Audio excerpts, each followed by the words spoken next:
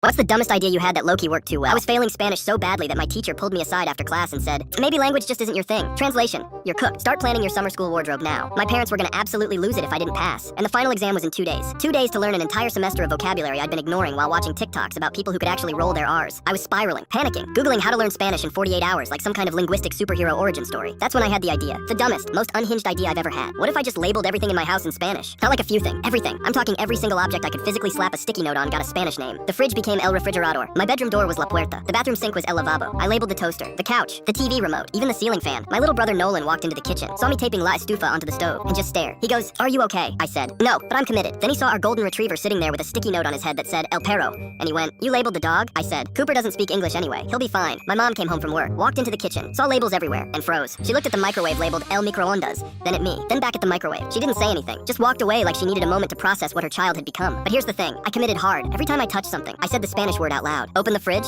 El Refrigerador. Grabbed a cup, El Vaso. Sat on the couch, El Sofa. My dad thought I was having a breakdown. He goes, "Why are you narrating your life in Spanish?" I said, "Because I'm about to fail." Dad, and this is all I've got. By day 2, I was walking around the house like a possessed Duolingo owl. I'd open a door and whisper La Puerta like it was a prayer. My brain started automatically translating everything. I'd see the lamp and think La Lampara before I even realized I was doing it. Nolan started quizzing me as a joke, pointing at random stuff going, "What's that?" And I'd fire back immediately. El Espejo, La Sila, El Libro. He looked genuinely impressed, which for a little brother is basically a Pulitzer Prize. Exam day comes. I walk in feeling like I either just studied really effectively or completely lost my mind. Probably both. The test starts, and I'm flying through it. Vocabulary section, done. Conjugations, easy. I'm reading questions and hearing my own voice in my head going La Mesa, El Telefono, La Ventana like a Spanish sleep paralysis demon. I finish early, turn it in, and my teacher grades it right there. She looks up at me, confused, and goes, "Did you cheat?" I said, "What? No, I studied." She squints at me like I just confessed to a crime. "You gotta be. You were failing 2 days ago." I said, "Yeah." I labeled my entire house and walked around saying everything in Spanish for 48 hours. She blinked. "You what?" So she makes me retake it, right there, verbally. She points at her desk and goes, "What's this?" El Escritorio. Points at the window. La Ventana. Points at her coffee mug. La Taza. She's just staring at me now like I'm some kind of accidental genius or a sleeper agent who got activated. I passed the verbal test too. She sits back in her chair, shakes her head, and goes, "I don't even know what to say." I said, "You could say congrats." She didn't though.